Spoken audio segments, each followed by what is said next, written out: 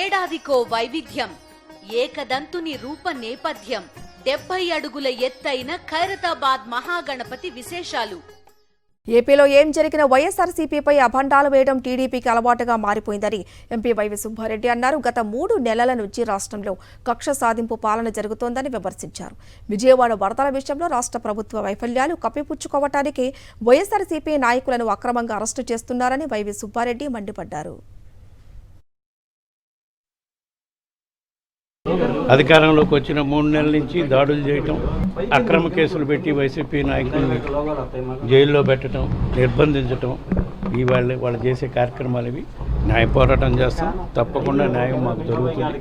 ప్రజల పక్షాన్ని నిలబడి పోరాటం.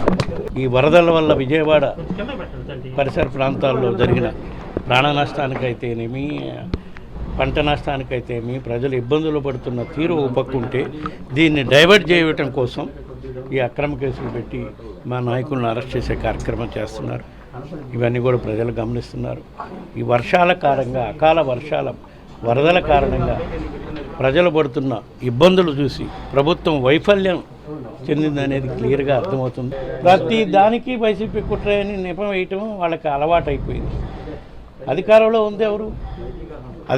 ఉందెవరు అట్లా అనుకుంటే అసలు ఈ బుడమేరు వరద రావటానికి కారణం వీళ్ళు అక్కడ ఉండే చంద్రబాబు నాయుడు గారి గుహానికి వరద రాకుండా ఈ కార్యక్రమం జరిగింది.